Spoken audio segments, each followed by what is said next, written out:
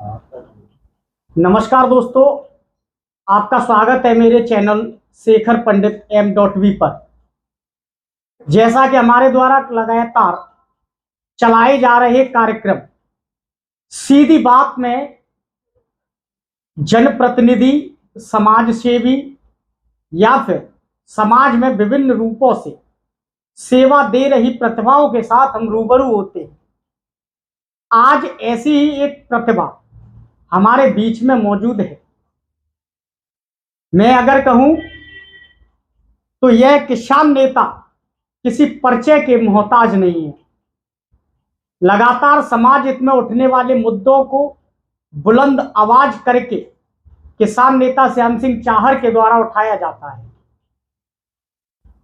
नेता के सारे गुण होते हुए समाज की सारी बातों को लगातार अधिकारियों तक, आला अधिकारियों तक पहुंचाकर, भूख हड़ताल कर समस्या का समाधान करवा कर भी एक समाज सेवी के तौर पर कार्यरत है। आखिरकार श्याम सिंह चाहर किन मुद्दों को लेकर जनता के बीच में रहते हैं? श्याम सिंह चाहर क्या 2024 में राजनीतिक पार्टी की शुरुआत करने जा रहे हैं? क्योंकि नेता के सारे गुण इनमें हैं, लेकिन लगातार सोशल मीडिया और राजनीति से श्याम सिंह चाहर की दूरी देखी जाती है। विस्तार से चर्चा करेंगे किसान नेता श्याम सिंह चाहर के साथ अपने कार्यक्रम सीधी बात में। चार साहब, सबसे पहले आपका चैनल पर स्वागत है, हार्दिक अभिनंदन है जी। चार साहब, समाज हित के मुद्दे आपके द्वारा लगातार उठाए जाते हैं। समाज हित में आप लगातार कार्य करते रहते हैं, जनता की आवाज बनकर आला अधिकारियों तक आप पहुंचते हैं। हाँ जी। कई बार तहसील में देखा गया कि आपके द्वारा भूख हड़ताल की गई। जनता के मुद्दों को उठा रहे हैं, क्या राजनीतिक पर्दापट श्याम सिंह चाहर का होने जा रहा है? ना भाई, राजनीति से क्या मतलब है? राजनीति एक गुंडा टाइप का हो गया। आप देख रहे किसी भी राजनीति में चले जाओ, यानी चेहरा बन करके उभर के आ जाते हैं, फिर उसके बाद में बारे न्यारे करते हैं। भाई, इससे तो हमें दूरी रखना है, जितना समय तक रखा जाएगा। वैसे बिना राजनीति से कोई काम होता भी नहीं, क्योंकि अधिकारी भी नहीं मानते हैं और राजनेता भी नहीं मानते हैं। न यूपी का सीएम मानेगा, न देश का प्रधानमंत्री मानेगा। सब राजनीतिक गुण है, परंतु हमें इससे दूरी बना के रखनी है, क्योंकि हमें किसानों के हित में और जनता के हित में काम करना है। जब तक हमारा प्रयास होगा उतने तक हम कार्य करने में सक्षम कारगर करेंगे। और जैसे कि भाई हमारे हाथ से बाहर जाएगा तो आने वाला समय बताएगा कि क्या हो सकता है और क्या करने चाहिए। किसान नेता के द्वारा लगातार मामले उठाए जाते हैं, चाहे वो गायों की दुर्दशा का मामला हो। इनर रिंग रोड पर आप लगातार अधिकारियों से वार्तालाप कर रहे हैं, किसानों को न्याय दिलाने की बात कर रहे हैं, लेकिन अभी इनर रिंग रोड का मामला अधर में लटका हुआ है। कमिश्नर बदले, सरकार बदली, लेकिन मामला जस का तस है। भाई, जितना किसानों का प्रयास है, सबसे पहला तो मैं अपने गांव को धन्यवाद देना चाहूँगा, क्योंकि गांव में पैदा हुआ, गांव से मैंने शुरुआत की है और अब पूरे आगरा जनपद का एहसानमंद हूँ मैं। जो भाई हमने प्रण किया हुआ है, देखो करीबन अब तक 8-10 विभागों के खिलाफ मुकदमे भी दर्ज हो चुके हैं। कई अधिकारी जेल भी काट चुके हैं, कई अधिकारी जमानत भी अपनी करा रहे हैं। तो सारा ये काम चल रहा है, परंतु हमें ये पता है कि देश में 2 राजनीतिक पार्टियां हैं, कांग्रेस प्लस बीजेपी। दोनों ही पार्टियां एक दूसरे पर आरोप लगाती हैं, परंतु अपने गलेवान में झांक के नहीं देखती हैं कि हम में क्या कमियां हैं। उन कमियों को दूर कर देना। 1967 का दोनों पार्टियां बैठ करके आधार पर बना ले तो देश के किसानों की दुर्दशा है वो बिल्कुल खत्म हो जाएगी। क्योंकि एक 90 रुपए एक अध्यापक को मिलते थे, 167 रुपए एक देश के प्राइम मिनिस्टर को मिलते थे। 70 रुपए कुंटल गेहूं था, 210 रुपए तोला सोना था। उसका आधार मान लिया जाए तो पहले भी हमारा देश सोने की चिड़िया था और आज भी है। आज किसी विभाग के एक चपरासी को ले लो, वो करोड़पति है। किसान जो करोड़पति था आज वो खाकपति हो गया। ऐसा क्यों? क्योंकि उनकी जो लाभांश जो मूल्य है वो नहीं बढ़ाया जाता, क्योंकि किसान को एकजुट नहीं होने देते, इस वजह से वो लाभ नहीं ले पा रहा है। प्रयास किया जाए किसान नेताओं के द्वारा, समाज सेवियों के द्वारा, किसान एकजुट हो जाए तो अपनी आवाज को उठाए। जैसे कि इनर रिंग रोड का मामला रहा, चाहे नहर विभाग का घोटाला हो, उद्यान विभाग में घोटाला हो, कृषि विभाग में घोटाला हो, सबके खिलाफ मुकदमे भी दर्ज हो चुके हैं। इनर रिंग रोड में घोटाले में मुकदमा दर्ज हो गया। 6 बार में अनशन कर चुका है, जिसमें यूपी के डिप्टी सीएम दिनेश शर्मा जी ने अनशन को तोड़वाया था, जिसमें दोनों तीनों सांसद भी थे, एसपी सिंह बघेल, राजकुमार चाहर, 9 विधायक थे, मेयर भी थे, जिला पंचायत अध्यक्ष भी थे मौके पर। उसमें यह घोषणा की गई थी कि जो दोषी अधिकारी हैं उनके खिलाफ मुकदमा दर्ज कराया जाएगा और सीबीआई जांच कराई जाएगी, परंतु भाई वो नहीं करा सके। परंतु किसानों ने मजबूरी में अपने गांव की मिट्टी लेकर के मैंने प्रयास किया और उनके खिलाफ मुकदमा भी हुआ। फिर प्रयास किया तो फिर उसमें जांच रिपोर्ट आई। जो हमने भौतिक सत्यापन की मांग की थी वो भौतिक सत्यापन हुआ, ईमानदारी से हुआ और ईमानदारी के आधार पर रिपोर्ट बनी। अधिकारी तो कुछ और करना चाह रहे थे, परंतु वो हमने नहीं करने दिया। वो हमारी रिपोर्ट मैंने स्वयं यूपी के मुख्यमंत्री महोदय को उपलब्ध कराई थी अभी कुछ दिन पहले ही। फिर मैंने कैबिनेट मंत्री बेबी रानी मौर्य को भी दी, विधायक फतेहपुर सीकरी बाबूलाल जी को भी मैंने दी, डॉक्टर धर्मपाल जी को भी मैंने दी और हमारे गांव के व्यक्तियों ने भी वहां जाकर के लखनऊ में जाकर के दी है। हमारी रिपोर्ट उनके सामने पहुंचते ही मुख्यमंत्री ने आगरा का कार्यक्रम रख दिया, जो कि आज से 5-6 दिन पहले का कार्यक्रम। उन्होंने सीधा क्वेश्चन किया, अधिकारियों ने खूब लीपापोती करने की कोशिश की, कुछ नहीं। किसानों की जमीन लेनी है तो आज की रेट से मुआवजा देना होगा, अन्यथा रिपोर्ट के आधार से किसानों की जमीन वापस कर दो। ये यूपी के किसान है, पाकिस्तान के किसान है। अगर तुमने हरकत करने की कोशिश की तो इसका इल्जाम खराब होगा। ये साफ शब्द।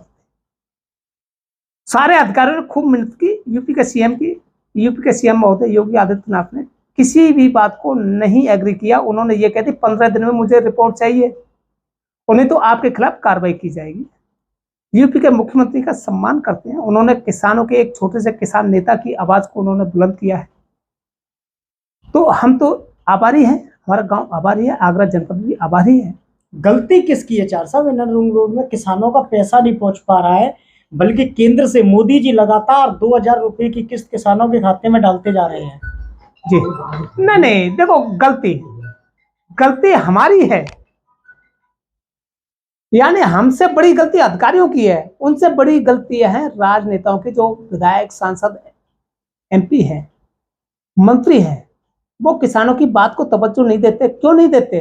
तो किसानों से जब चुनाव आता है तो इनको खुशबू आती है, यानी सांसद और विधायक और मंत्री बनने के बाद में इनको बदबू मारती है। क्योंकि बदबू की आवाज को ये नहीं उठाते, परंतु बदबू की जो खुशबू है ना, बहुत दूर तक जाती है। तो जो आगरा की आवाज थी inner ring road land parcel interchange की 938.8975 हेक्टेयर की, वो बदबू पूरे प्रदेश में फैल चुकी है। और आने वाला समय अगर इस पे बिल्कुल यूपी सरकार खरी नहीं उतरती है तो ये हमारा वायदा है कि 2024 में कुछ न कुछ फिर आगरा जनपद का किसान करेगा, पीछे नहीं हटेगा। क्योंकि भाई यूपी के मुखिया ने कहा है, अगर यूपी का मुखिया की बात को ये तवज्जो नहीं देते हैं तो क्या अंतर्राष्ट्रीय अदालत में ले जाया जाए? क्या अमेरिका में जाके बात को उठाया जाए? किससे बात की जाएगी? भाई हमारे लिए तो यूपी का मुखिया सबसे बड़ा मुखिया है। वो अपनी बात पर खरे उतरेंगे, ये हमें विश्वास है। अगर खरे नहीं उतरते हैं तो फिर प्रयास किया जाएगा दोबारा कि साहब आपके अधिकारी और आपकी आदेश की अवहेलना कर रहे, इनके खिलाफ कार्रवाई कीजिए, इनको जेल भेजिए। ये हमारी मांग रहेगी। दिल्ली बॉर्डर पर किसान डटे रहे। 1 साल से अधिक तक किसानों का कहा जाए तो धरना प्रदर्शन चला, सरकार का समर्थन नहीं मिला। लेकिन आगरा का किसान 2024 में किसे समर्थन दे रहा है? India versus NDA. देखो भाई, समर्थन को हमारी सरकार नहीं है तो गिर जाएगी। वो तो ऐसे ही महापुरुष अटल बिहारी वाजपेयी थे, उन्होंने किसी से समर्थन नहीं दिया। एक वोट से सरकार चली गई थी। एक बार पीवी नरसिंह राव महोदय की सरकार जारी थी, जो प्रधानमंत्री थे, उन्होंने भी खरीद लिए थे। तो भाई राजनीति का कोई धनादौरी नहीं है। किसान अपनी बात पर स्वतंत्र है, वोट देने का अधिकार किसान को है। अगर यूपी का मुखिया अपनी बात पर खरा उतरता है तो आने वाले समय में किसान कोई भी गुल खिला सकता है। अगर खरे नहीं उतरते हैं तो फिर भाई सोचने के लिए मजबूर होगा। एक और 36 दल है, एक और 28 दल, गठबंधन हुआ है इंडिया वर्सेस एनडीए। किसान नेता क्या सोचते हैं? नहीं भाई देखो, ये दल दल से हमें किसी पे चढ़ाई नहीं करनी है। पहले ये दल बनते थे कि भाई वो राजा नहीं मानना है तो उस पर चढ़ाई की जाएगी। ये भाई उनके परिवार की, यानी चोर चोर मौसेर भाई दोनों की आपस की लड़ाई है कि अब के तू अड़ जा, मुझे माल मार डालने थे। भाई इनके बारे में तो हमें कुछ नहीं कहना है, जो वो कर रहे हैं वो ठीक है दोनों दल।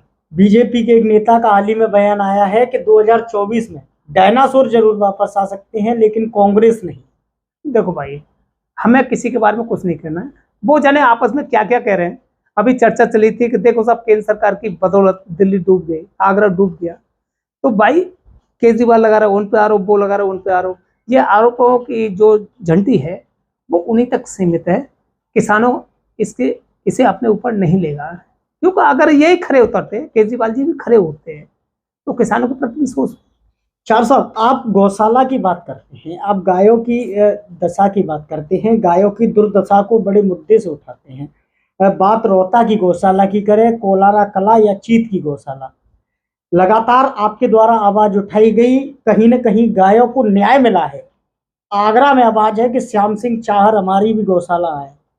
अन्य गायों के लिए क्या योजना रहेगी आप? नहीं, देखो भाई, ये गौशाला है, ये देश की धरोहर है, गाय माता है, ठीक है जी, वो भी हमारी माता है, जैसे अपनी माँ होती है, जैसे गौ माता है। हमारा फर्ज है, अगर कहीं पर अन्याय किसी पशु पक्षी के साथ में या बहन बेटी के साथ में अन्याय हो रहा हो, तो भाई उसकी आवाज को थोड़ा सा उठा देना चाहिए। जैसे गौशालाओं की बात है, भाई गौशालाओं पे इतना धन आया जिसकी कोई सीमा नहीं, इतना विकास के लिए भी नहीं आया, परंतु भाई गायों के साथ में तो अन्याय हो रहा है। इससे तो ये गौशाला बंद कर दिया तो ठीक रहेंगे, वो बची रहेंगे। अगर गौशाला में गाय को बंद कर दिया जाए, उसकी केवल जिंदगी 6 महीने है, ये मैंने खुद देखा है। यानी आए दिन की कोई गौशाला आगरा जनपद की बकाया नहीं है, जो कि लगभग इस समय 70-80 के लगभग गौशाला है, छोटी हो चाहे बड़ी हो, चाहे स्थायी हो चाहे अस्थायी हो। अगर एक गौशाला में, जिसमें किसी में 100 गाय है, किसी में 50 गाय है, किसी में 500 गाय है, अगर एक गौशाला में एक गाय पर डे मरती हो तो 70 हो गए। 70 का पूरे का महीने का हिसाब लगा ले जाए, 2000 हो गए। अगर 2000 का पूरी आगरा जनपद की एक साल का टारगेट कर लिया, 24,000 हो गई। जब 24,000 गाय एक जिले में एक्सपायर हो जाती है, खत्म, जीवन यापन को खत्म कर देती है, तो पूरे उत्तर प्रदेश में 80 जिले के लगभग है, तो उसका गुणा कर लीजिए मानवर। हिंदू धर्म का और गायों का पूर्ण तरीके से नाश हो रहा है, पतन हो रहा है। गायों के लिए गौशाला है या वधशाला? देखो साहब, अभी क्या कहें, अब जो कहता है वो थोड़ा ठीक है भाई, ज्यादा नहीं। देखो, धर्म के ऊपर ज्यादा नहीं चर्चा करनी चाहिए, लेकिन राजनीति धर्म से चल रही है, हिंदू मुसलमान खुल के हो रहा है। भाई देखो, वो कर रहे हैं, वो ठीक है, करने दो। देश का नागरिक, चाहे हिंदू हो, चाहे मुसलमान हो, चाहे सिख हो, चाहे ईसाई हो, एक ही पर्दे से आए, एक ही घाट से आए, एक ही घाट पर जाएंगे। ये धर्म और अधर्म कर्मों के आधार पर परमात्मा ने छोड़ रखा है। जैसे कि भाई कोई बहन बेटी है, आज देखो सीमा हैदर का मामला चल रहा है, अंजू का चल रहा है। भाई चाहे गरीब व्यक्ति हो, चाहे पैसे वाला हो, जैसे गाय है, बहन बेटी है, किसी के बेटी का हाथ किसी की शादी गरीब से कर दे या पैसे वाले से कर दे, वो उसे ही मानती है। तो ऐसे ये धर्म है, धर्म के साथ में ज्यादा अन्याय हो रहा है, ये जल्दी ही नाश हो। चार साहब, राजनीति में धर्म आया है, लेकिन मणिपुर में बहन बेटियां सुरक्षित नहीं है। देखो भाई, आप बहन बेटियों के सुरक्षित की बात कर रहे हैं, मणिपुर में बीजेपी को क्या हुआ? वहां तो बीजेपी की सरकार है। देखो भाई, वहां भी बहुत धर्म की बात जा रही है कि वो ये हो सकते हैं, वो ये हो सकते हैं। भाई वहां की राजनीति, हम उत्तर प्रदेश में आगरा जनपद में रहते हैं, केवल आगरा जनपद उत्तर प्रदेश की बात करते हैं। अन्य प्रदेशों की बात तो हम आगे चल के करेंगे। उसके लिए तो हमने बड़े बड़े हाथी छोड़ रखे हैं, बड़े बड़े हाथी छोड़ रखे हैं, वो अपना काम करेंगे, वो कर रहे हैं अपना। मतलब चार साहब, आप कह रहे हैं कि अभी हम आगरा जनपद की बात करेंगे, अन्य प्रदेशों की अलग बात करेंगे, तो कुल मिलाकर कहीं ना कहीं श्याम सिंह चाहर के लिए अब दिल्ली दूर नहीं का नारा संभव है। नहीं, आने वाला समय है। अभी 6 तारीख को नोएडा में किसानों की बहुत बड़ी पंचायत है, 6 तारीख को जाएंगे। हो सकता है कि आने वाला समय दिल्ली में कोई प्रोग्राम रख दिया जाए, जंतर मंतर पर हो, चाहे किसी अन्य जगह पर हो, और आने वाला समय किसानों का आंदोलन, यानी बड़े बड़े हाथियों से अलग हटके होगा। दिल्ली से श्याम सिंह चाहर भगवा लेकर के आएंगे या क्या? भाई भगवा तो देखो भाई, भगवे वाली बात, राजनीतिक दलों वाली बात, अन्य दलों वाली बात, अभी उस पचड़े में हम नहीं पड़ना चाहते हैं। कब क्या है भगवा दल है, हमें तो जानते ही नहीं भाई। हम तो किसान के बेटे हैं, केवल छोटा बड़ा और ABCD जानते हैं भाई। ज़्यादा हम पढ़े लिखे नहीं है, तो जिससे भगवे की कहें या तिरंगे की कहें या अन्य की कहें, वो वहीं तक सीमित है। जहाँ भगवा है वहीं तक सीमित है।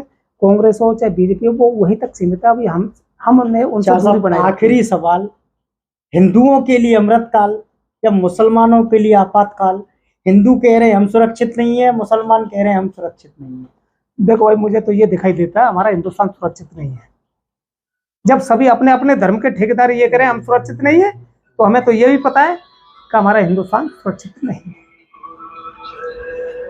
हमारे साथ सीधी बात कार्यक्रम में किसान नेता श्याम सिंह चाहर मौजूद थे। श्याम सिंह चाहर ने बताया कि राजनीति इस समय धर्म से चल रही है। मणिपुर में जो हो रहा है उसके बारे में श्याम सिंह चाहर ने कोई चर्चा न करते हुए कहा कि अन्य प्रदेशों पर चर्चा करना अभी बेईमानी होगी, उस पर विस्तार से चर्चा आगामी समय पर की जाएगी। लेकिन फिलहाल जनपद आगरा के साथ साथ उत्तर प्रदेश में योगी का जो बुलडोजर चल रहा है वह कहीं ना कहीं गायों के लिए बंद हो गया है। गायों के लिए गौशाला नहीं, आज उत्तर प्रदेश में एक तरह से वधशाला खोली जा रही है। प्रत्येक वर्ष करीब 20,000 से गाय एक गौशाला में काल का निवाला बन रही हैं, लेकिन सरकार मौन है। 20,000 गाय काल का निवाला सिर्फ एक जनपद में बन रही है, बल्कि उत्तर प्रदेश में 80 से अधिक जिले आते हैं। ये कहना है श्याम सिंह चाहर का। 6 अगस्त को श्याम सिंह चाहर अपने दल बल के साथ दिल्ली रवाना होंगे और दिल्ली से श्याम सिंह चाहर भगवा के साथ लौटेंगे या फिर किसानों के चोले के साथ, यह तो आने वाला समय बताएगा। लेकिन कहीं न कहीं सीधी बात कार्यक्रम के तहत श्याम सिंह चाहर के लिए एक नारा अगर कहा जाए कि किसान नेता के लिए दिल्ली अब दूर नहीं है, वह अतिशयोक्ति नहीं होगी। 2024 नहीं तो 2027 में किसान नेता हमें एक नए अवतार में मिलेंगे, क्योंकि यह एक ऐसे नेता है जो सोशल मीडिया से तो अपनी दूरी रखते ही हैं, साथ ही साथ किसानों के मुद्दे को एक राजनीतिक नेता नहीं सामाजिक नेता के तौर पर उठाते हैं। ऐसे ही रूबरू होंगे अगली बार फिर एक नई शख्सियत के साथ। तब तक आप जुड़े रहिए हमारे कार्यक्रम सीधी बात में। बहुत बहुत धन्यवाद चार साहब, बहुत बहुत धन्यवाद। आभार।